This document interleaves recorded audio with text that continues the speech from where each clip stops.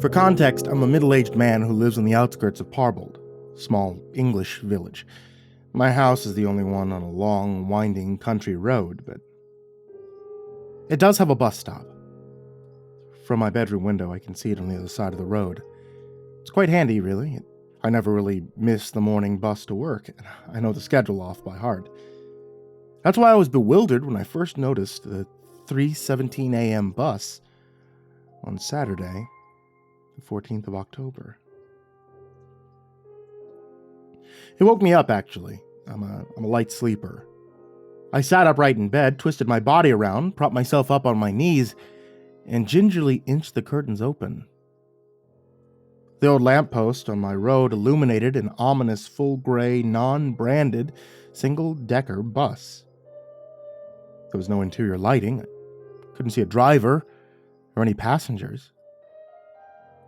Now, this was obviously bizarre. Buses don't show up at that time in the morning, not in this country. Not in any town or city I know, anyway. Still, I assumed, as any person would, that times were changing, and it seemed like a good idea, a bus for those who have missed the last train home after a night out, perhaps. That still didn't entirely make sense, because very few people use my bus stop. It's a 10-minute walk from here to anywhere. I checked the schedule. Nothing. There was a bus at 11:07 p.m. on Friday evening, and there shouldn't have been another one until 6:05 a.m. on Saturday morning. I watched the vehicle pull away and considered perhaps it wasn't a public bus. Maybe it was a hired coach. I mean, that seemed like a reasonable explanation. I put it out of my mind and went back to sleep. However, it returned the next morning. And it continued to do so for weeks. Again, I checked the schedule. Still no mention of a 3:17 a.m. bus. I called the council. They assured me that it wasn't a public bus. They said I could contact the local authorities to report any suspicious activity, so I rang the police. They didn't care. They passed me over to some civil department with a forgettable name, and that department passed me over to another department. Nobody was concerned. It became clear that each person I contacted just wanted me to tire of the whole thing and stop bothering them. I gave up on seeking help. But I didn't give up on my quest for an answer. I started making notes. The bus always arrived at exactly 3:17 a.m. It would linger for approximately 30 seconds. Nobody ever boarded or departed the vehicle. I took a picture of it, posted it on various forums. Nobody could identify the origin of the faceless gray bus. But one comment did stand out.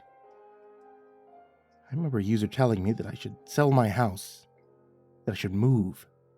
They said the bus was there for me. Most importantly, they said that I shouldn't, under any circumstances, board it. That seemed like a rather obvious piece of advice. I wasn't planning on boarding a sketchy, unlisted bus in the pitch-black hours of the morning. But everything changed on November 20th. The bus arrived on time, 3:17 a.m.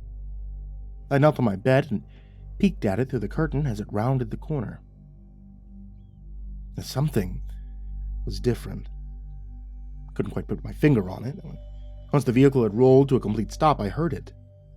Somebody on the bus was screaming. I froze. I didn't know what to do. Silence followed, but I knew I hadn't imagined it. I knew I'd heard that scream. I watched the bus and waited. 30 seconds passed. A lot of time passed. When I finally peeled my eyes from the road to check my phone, it was 3:29 a.m. The bus hadn't moved. The world outside was still eerily quiet. I reattached myself to reality and started dialing 999. The call kept failing. Then I saw that I had no signal. None. But I usually had signal at my house. I was freaking out.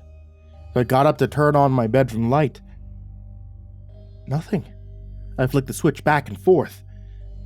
No power. The story was the same throughout the house.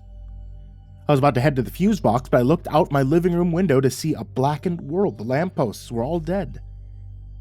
It had to be a power cut.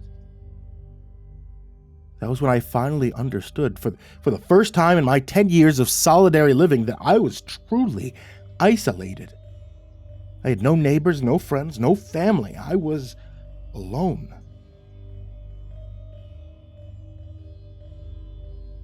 The gravity of the situation dawned on me. I'd have to leave the house. My self-preservation instinct was to stay indoors, but I couldn't ignore the disembodied scream that had echoed through the night. I knew it had come from the bus. I knew I couldn't live with myself if I were to dismiss it. Armed with a winter coat and a wind-up torch, I bravely ventured into the night, locking my door behind me.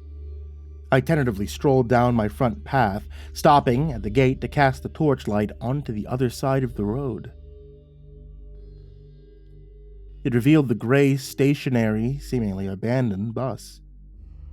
There were no signs of life. Everything was so quiet. I swore to myself that I could hear my heartbeat in my eardrums. I swung the creaky gate open and began to cross the road, futilely attempting to steady my quaking knees. My torch wobbled in my shaky left hand, so I clasped my wrist with my right hand. I shone the light up into the windows of the parked vehicle. There was definitely no driver. But it was an elevated coach, so I couldn't see whether there was any passengers. I walked around the front of the vehicle, summoning the courage to enter it. When I reached the other side of the bus, I stood still. I tried to control my breathing. I eyed the doors for what seemed an eternity, and then I felt my entire body clench.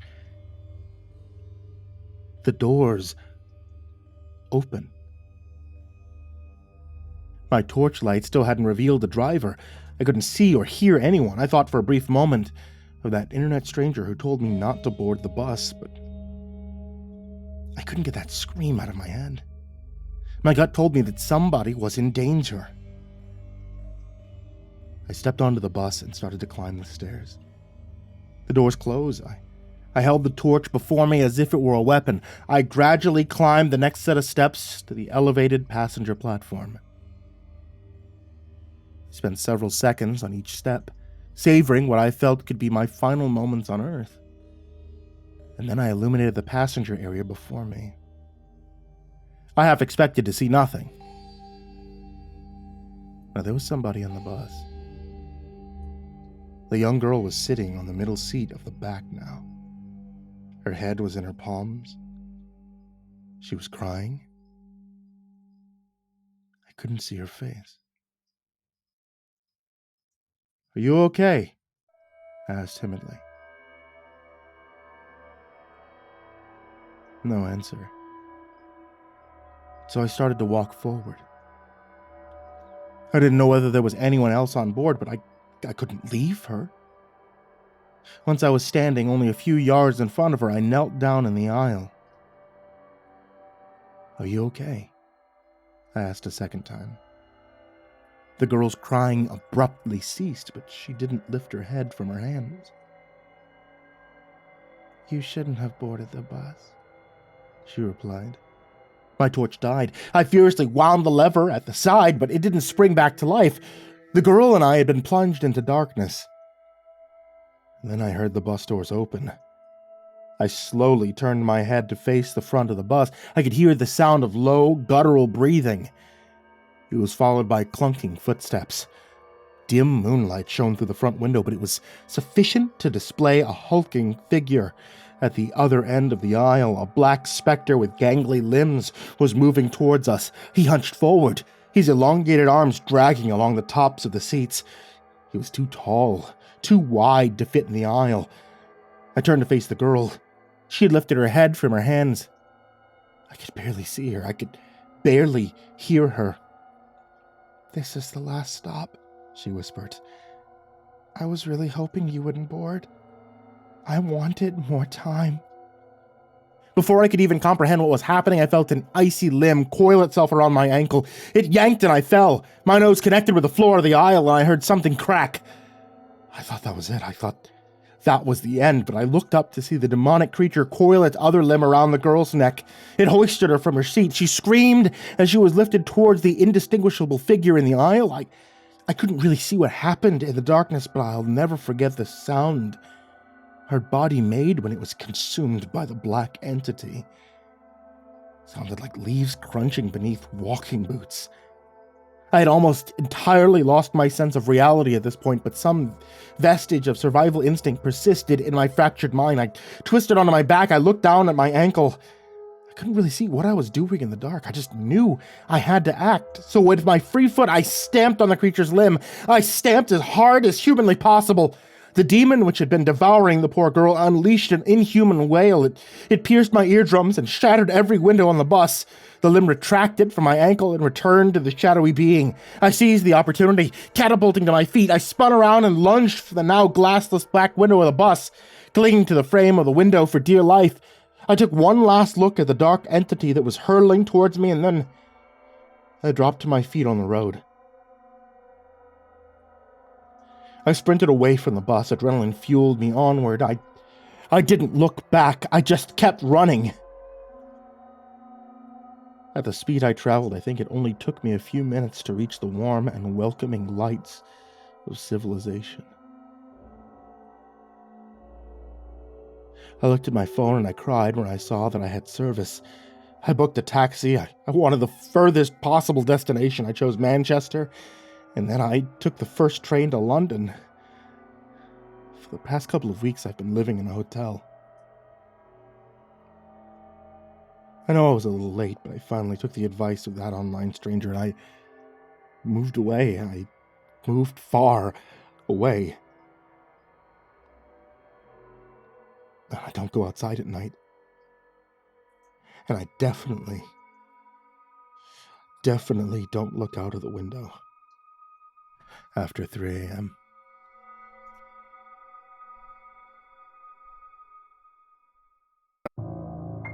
Hey there kids, it's me, MrCreepyPasta, and I just wanted to tell you thank you so much for watching tonight's video or for listening to tonight's episode of the podcast. Once again, my book is available on Amazon. It is the Creepypasta Collections Volume 1 and Volume 2. They're always available if you guys want to check those out.